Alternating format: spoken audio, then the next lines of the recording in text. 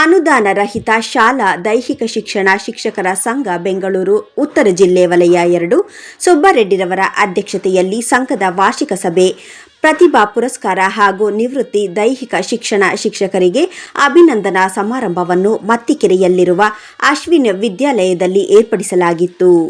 ಉದ್ಘಾಟನೆಯನ್ನು ವಿಧಾನ ಪರಿಷತ್ ಸದಸ್ಯರಾದ ಪುಟ್ಟಣ್ಣನವರು, ಕ್ಷೇತ್ರ ಶಿಕ್ಷಣಾಧಿಕಾರಿಗಳಾದ ಲತಾಮಣಿ ಟಿಎಂ ರವರು, ತಾಲೂಕು ದೈಹಿಕ ಶಿಕ್ಷಣ ಪರಿವೀಕ್ಷಕರಾದ ಗಾಯತ್ರಿರವರು, ಕ್ಷೇತ್ರ ಶಿಕ್ಷಣಾಧಿಕಾರಿ ಸಿಇಒ ಪ್ರವೀಣ್ ರವರು, ಅಶ್ವಿತ್ ಶಾಲೆಯ ಪ್ರಾಂಶುಪಾಲರಾದ ಕಾಂಚನ ಕುಮಾರಿರವರು ಜ್ಯೋತಿ ಬೆಳಗಿಸುವುದರ ಮೂಲಕ ಕಾರ್ಯಕ್ರಮವನ್ನು ಉದ್ಘಾಟಿಸಿದರು.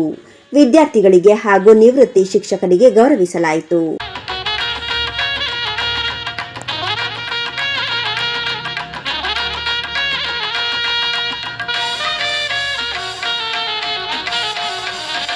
ಸರ್, ಅನುದಾನ ರಹಿತ ದೈಹಿಕ ಶಿಕ್ಷಣ ಶಿಕ್ಷಕರ ಸಂಘ ಉತ್ತರ ಜಿಲ್ಲೆ ವಲಯ 2ರಲ್ಲಿ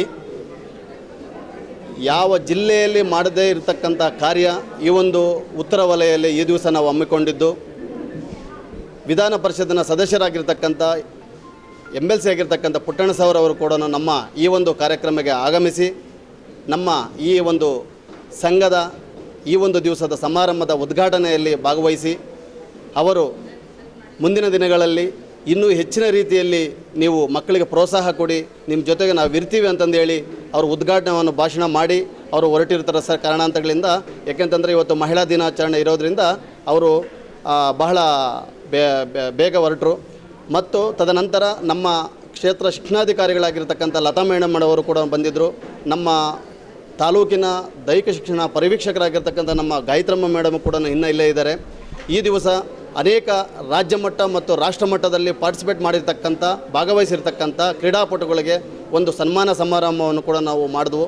ಅದೇ ರೀತಿಯಲ್ಲಿ ನಮ್ಮ ದೈಹಿಕ ಶಿಕ್ಷಣ ಮಿತ್ರರು ನಿವೃತ್ತಿ ಜೀವನ ಏನು ನಡೆಸ್ತಾ ಇದ್ದಾರೆ, ಅವರ ಒಂದು ನಿವೃತ್ತಿ ಜೀವನಕ್ಕೆ ಒಂದು ಭಗವಂತ ಒಳ್ಳೆ ಆಯಸ್ಸು ಆರೋಗ್ಯ ಕೊಟ್ಟು ಕಾಪಾಡಲಿ ಅಂತಂದೇಳಿ ಅವ್ರನ್ನೂ ಕೂಡ ಈ ಒಂದು ಸಮಾರಂಭಕ್ಕೆ ಕರೆಸಿ ಅವ್ರಿಗೂ ಕೂಡ ನಾವು ಒಂದು ಸನ್ಮಾನ ಸಮಾರಂಭವನ್ನು ಕೂಡ ಮಾಡಿದ್ವು ಸರ್. ಅದೇ ರೀತಿ ಮುಂದಿನ ನಮ್ಮ ಜೊತೆಯಲ್ಲಿರ್ತಕ್ಕಂಥ ಶಿಕ್ಷಕರು ಅಂದರೆ ದೈಹಿಕ ಶಿಕ್ಷಣ ಶಿಕ್ಷಕರು ಹಗಲಿದ್ದು ಅಂದರೆ ಅವರು ಕಾರಣಾಂತರಗಳಿಂದ ಅವರು ದೈವಾಧೀನರಾಗಿರುತ್ತಾರೆ.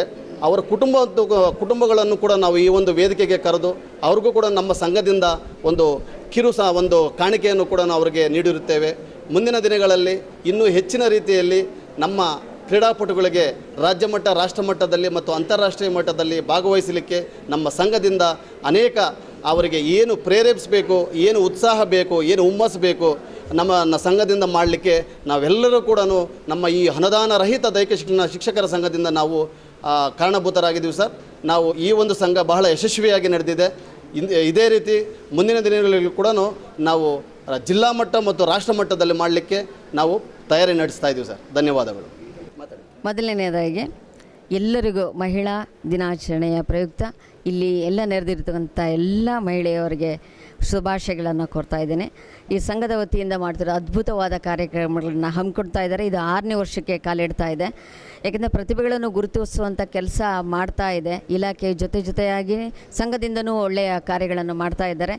ಅವರಿಗೆ ಎಲ್ಲರ ಪರವಾಗಿ ಅಭಿನಂದನೆಗಳು ಕೂಡ ಈ ಸಂದರ್ಭದಲ್ಲಿ ನಾನು ಹೇಳೋದಕ್ಕೆ ಇಷ್ಟಪಡ್ತೇನೆ. ಮುಂದಿನ ದಿನಗಳಲ್ಲಿ ಇನ್ನೂ ಉತ್ತಮವಾದ ಕಾರ್ಯಗಳನ್ನು ಹಮ್ಮಿಕೊಳ್ಳಿ ಅಂತಂದು ಕೂಡ ನಾನು ಹೇಳ್ತಾ ಇದ್ದೇನೆ. ಏನು ಇವಾಗ ಕ್ರೀಡಾ ಕ್ಷೇತ್ರದಲ್ಲಿ ಪ್ರತಿಭೆಗಳನ್ನು ಗುರುತಿಸಿ ಅವರಿಗೆ ಪ್ರೋತ್ಸಾಹ ನೀಡ್ತಾ ಇದ್ದಾರೆ, ಅವರು ಬೆಂಬಲವಾಗಿ ನಿಲ್ತಾ ಇದ್ದಾರೆ.